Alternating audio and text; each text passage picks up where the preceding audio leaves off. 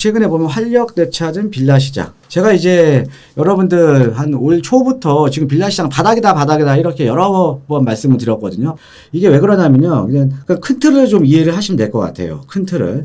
자, 우리가 이제 빌라 시장이라든가 이런 시장들이 어떻게 보면 전세 사기 여파라든가 아니면 공시가격 126% 누리라든가 이런 것들 때문에 빌라 시장이 그동안 한 2, 3년 동안 천덕꾸러기 신세였습니다. 자, 그런데 우리가 이제 올 초에 이제 120 대책에서 이제 보셨듯이 지금 현재 빌라 시장을 이제 수요자들이 외면하다 보니까 아파트 시장으로 수요가 너무 많이 쏠려버리는 거예요. 아파트 시장으로.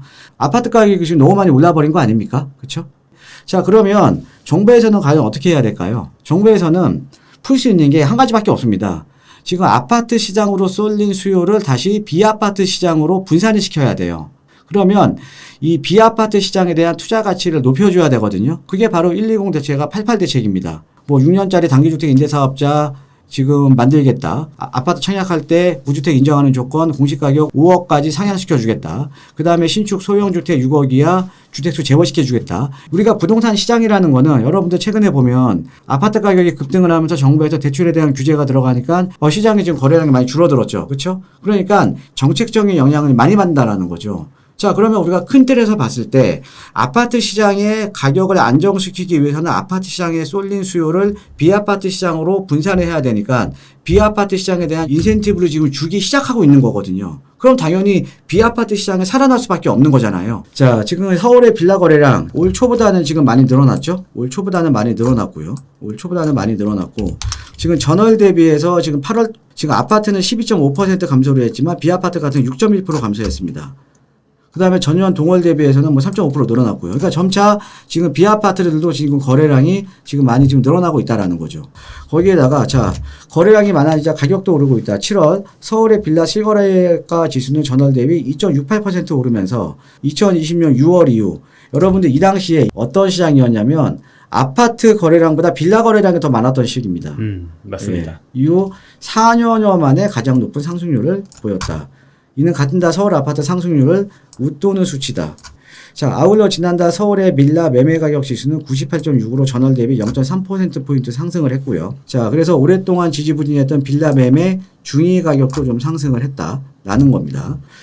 빌라 시장은 대규모 전세 사기, 보증금 미반환 사태, 거기다가 공시가격 126%로 인한 전세 가격 통제 이런 것들 때문에 최근에 2, 3년 새 급격하게 유치가 됐다. 하지만 서울의 아파트 가격이 급등을 하니까 당연히 주택을 매입하려는 분들 입장에서는 아파트 가격이 너무 높은 거죠. 그럼 당연히 아파트에 대한 대체재 수요가 늘어날 수밖에 없습니다. 그래서 무주택 실수요가 빌라 시장으로 유입이 되고 거기에다가 엔드 또 하나가 더 있어요. 여기서 빠진 게 있는데 지금 개발 압력 높은 지역, 그러니까 여기 보시면 전년면적 85제곱미터 이하 공시가격 5억 이하인 빌라는 한 채를 보유해도 무주택자로 아파트로 1순위에 청약할 수 있잖아요. 무주택자 인정이잖아요. 이러다 보니까 개발 압력이 높은 지역을 중심으로 해서 투자자들이 지금 많이 들어오고 있다라는 거죠. 그러면서 빌라 시장이 이제 바닥은 이제 친 거죠. 그동안 이제 빌라 갖고 계셨던 분들이 상당히 좀 지금도 많이 어려우신데 점점 이제 빌라 시장은 좀 살아나고 있으니까 여러분들 조금만 더 힘을 내시면 좋을 것 같습니다. 자, 정부가 비아파트 활성화 정책을 내놓으면서 빌라 시장에 대한 관심이 커지고 저점 매수 투자 수요도 유입이 되고 있다. 자, 그래서 서울의 연립 다세대주택 월 매매 거래액은요, 지금 올 2월 달에 지금 거의 한 6천억 정도가 됐는데, 지금 7월 달 같은 경우에는 한 1조, 거의 한 4천억 가까이가 지금 늘어났죠. 이야. 4천억 가까이가. 여기서 여러분들 좀 보면요, 서울에서 연립 다세대주택 거래량이 가장 많았던 지역은 은평구, 강서구. 근데 여기가 전세 사기가 많이 있었던 지역이거든요. 그렇죠. 그러니까 지금 이런 지역들도 이제 저점에 좀 매수자들이 좀 달라붙는다라는 거죠. 거기다가 이제 이런 지역들, 뭐 성동구 같은 경우에는 이제 좀 개발 압력이 좀 있는 지역들이고, 강진구도 마찬가지죠. 아까 뭐 자양동이나 개발 압력이 높은 지역들은 이제 투자자들이 많이 들어가고 있고, 그 다음에 또 이제 전용 면적 땅 가격도 상승하면서 3.3제곱미터당 3,024만 원을 기록을 했고, 이는 전년 동월 대비해서 8.2%나 뛴 것이다. 근데 여러분 조심하셔야 되는 게, 통상 아파트 가격이 오르면 당연히 대체재 가격이 올라가죠. 근데 우리가 지방에 있는 아파트 가격은 싸잖아요. 그러니까는 빌라 가격이 안 오릅니다. 서울에 국한된 현상일 뿐 아파트 가격이 오르지 않는 지역에서는 여전히 연립 다세대 주택 거래가 부진하다. 지분 쪼개기 25군데 적발됐다는데 선정이 될까요? 뭐 어딘지 모르겠는데요. 그러게요. 자, 그거는 제가 그냥 일반적인 내용을 말씀을 해드릴게요. 개발 압력이 있는 지역들 같은 경우에는 쪼개기가 많이 되죠. 그렇죠. 예. 자, 여러분들 잘 아시는 용산, 아까 뭐 동호암동도 얘기하고 뭐 서계청파동, 벌써 신소통합계로 선정된 지역들이죠. 네. 예, 벌써 2년 전에 선정된 지역들인데 이런 지역들도 지분 쪼개기가 어마어마하게 된 지역입니다. 자, 그러면 그 당시에 어떤 얘기가 들어왔냐면 이렇게 지분 쪼개기가 된 지역들이 어떻게 개발이 되냐. 예, 이런 식으로 이제 많이 얘기가 나왔었거든요. 결론적으로 보면 지금 와서 보면 예전에 지분 쪼개기가 됐던 지역들이 다 지금 지정된 지역들이 상당히 많거든요. 그렇죠. 자, 그런데 이렇게 바라보셔야 됩니다.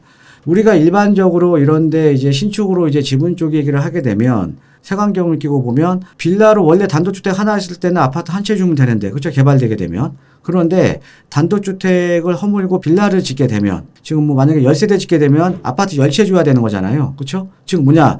사업성이 좀 안 좋아지는 측면이 많습니다. 왜? 조합원이 늘어나는 거니까 쪼개기가 되게 되면. 그죠? 예. 그런데 중요한 거는 사업을 진행하는 속도는 엄청나게 빨라져요. 왜 그러냐? 지분 쪼개기가 된 거를 매수를 했던 사람들 같은 경우에는 다 투자를 원하는 분들이거든요. 그렇죠. 그렇죠? 그냥 개발을 바라보고 투자한 거예요. 네. 예, 그러니까 찬성 동의율이 엄청나게 많습니다. 예, 그러니까 지분 쪼개기가 됨으로써 우리가 안 좋은 측면을 보면 어두운 측면을 보면 조합원이 늘어나는 측면도 있지만 지분 쪼개기가 되면서 투자자로 그 시장이 바뀌면서 사업 속도는 상당히 빨라진다라는 거죠. 예, 그러니까 이게 어떻게 보면 양날의 검이에요. 그렇죠. 양날의 검입니다. 예, 그런데 또 반면에 이런 게 있어요. 자, 우리가 이제 지분 쪼개기 역사를 보면 예전에는 다가구 주택 쪼개서 이제 전환다세대 만들었던 거, 최근에는 신축으로 지분 쪼개기를 하잖아요. 자, 그런데 이런 게 있어요. 지분 쪼개기가 안 돼 있는 지역들도 있습니다. 지분 쪼개기가 왜 안 돼 있을까요? 우리 한번 OPD. 네. 지분 쪼개기가 왜 안 돼 있을까? 뭔가 신축이 안 되는 곳인가요, 혹시? 아니요. 지분 쪼개기를 해도요. 사람들이 안 사요. 가능성이 투자자들의 없다고. 관심도가 낮은 지역이죠. 네. 예, 그러니까 이렇게 보시면 돼요. 투자자들의 관심도가 없는 지역은요. 쪼개기도 안 돼요. 하긴 그렇겠네요. 네. 예, 그러니까는 투자자들의 관심도가 있어야 투자자들이 매수를 해줘야 쪼개기가 되는 거 아닙니까? 그렇죠. 그러니까 투자자들의 관심도가 떨어지는 즉 어떻게 보면 선호도가 좀 낮은 지역들이죠. 예, 선호도가 낮은 지역들은 쪼개기 안 돼요. 그런데 여기서 중요한 게 뭐냐면 우리가 이제 지분 쪼개기가 많이 되더라도 그 지역의 사업성만 나오면 되는 거예요. 사업성이 나오면 가수가 있다라는. 근데 사업성이 뭐냐? 내가 먹거리가 있냐? 조합원으로서 이익이 보장이 되면 그 지역은 진행이 되는 겁니다. 그런데 투자자들 투자하는 이유 나중에 아파트 받는 거잖아요. 즉 뭐냐? 아파트의 가격이 높은 지역들은 쪼개기 돼도 진행됩니다. 그런데 아파트의 가치가 낮은 지역들은 쪼개기 되면 그냥 조합원만 늘어나는 거예요.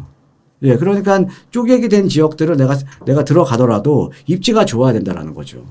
그래서 여러분들 이제 쪼개기도 어두운 면도 있지만 한편으로는 재개발 속도가 상당히 정비사업 속도가 상당히 빨라진다라는 점도 좀 있습니다. 동의율이 예, 안 나와서 재개발 현장이 엎어지는 경우가 많으니까요, 또. 그렇죠. 네. 예.